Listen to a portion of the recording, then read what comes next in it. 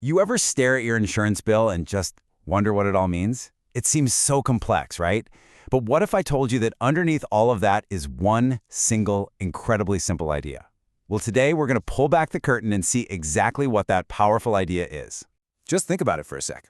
What if the worst actually happens? A fire, a flood, something that could just wipe out everything you've worked for.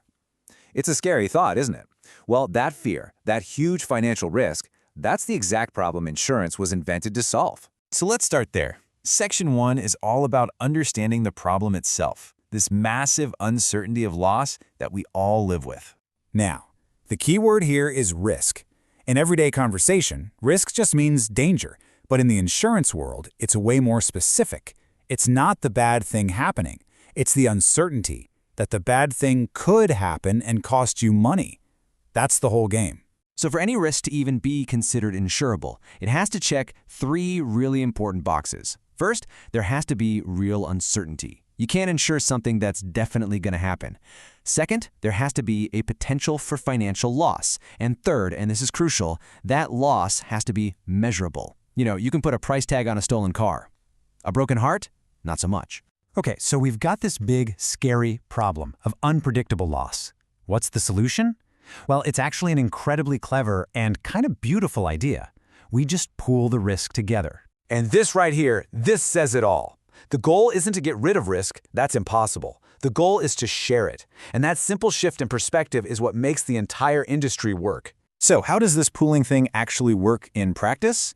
Well, imagine 1,000 homeowners. Each of them faces a very small chance of a house fire. So they each chip in a small, totally manageable amount of money, that's their premium, into one giant pot. Then, when one or two unlucky people in that group actually have a fire, that huge pot of money is there to cover their massive loss. It's genius, right? Everybody gives a little so that no one has to lose everything. And that is the fundamental deal you're making with insurance. You are swapping the possibility of a life-ruining financial disaster for the certainty of a small, predictable payment. Peace of mind for a manageable price.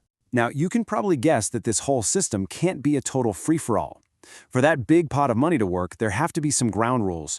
So let's get into what separates a risk that you can insure from one you just can't. I mean, it's a fair question, right?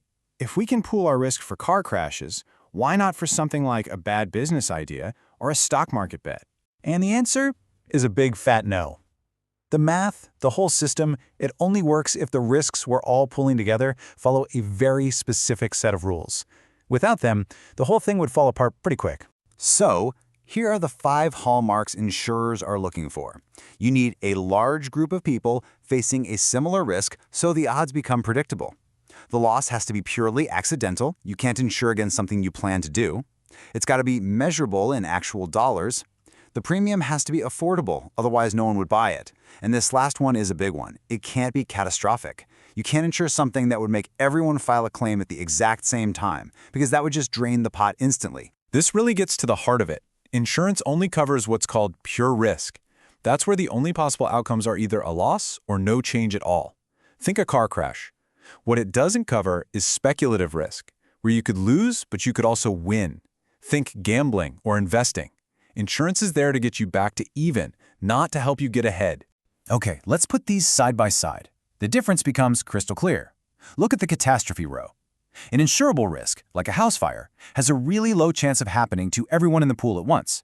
But a non-insurable risk, like a war or a market crash, that can easily hit everyone at the same time, bankrupting the system.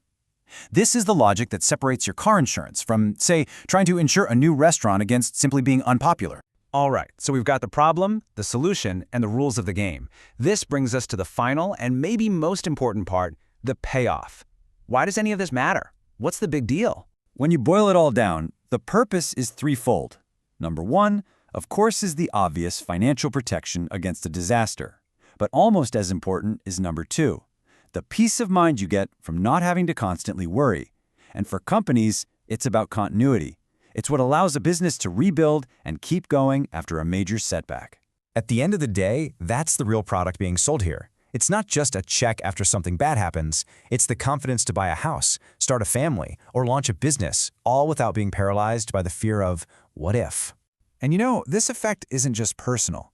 It ripples out through the entire economy. By making things more predictable, insurance allows people to invest and innovate. It helps the economy run more efficiently, and it fairly spreads the cost of accidents across society, which helps everything grow. So if you remember just one thing from all this, let it be this quote: "Insurance is the great smoother outer." It takes the terrifying jagged peaks and valleys of financial life and turns them into a flat, predictable road. So there you have it, the simple, brilliant idea behind your insurance bill. But it does leave us with a really big question for the future. As we start facing these huge, society-wide risks like cyber warfare and climate change, risks that kind of break the rules we just talked about, how is this whole system going to have to evolve and adapt? Now that is something for all of us to think about.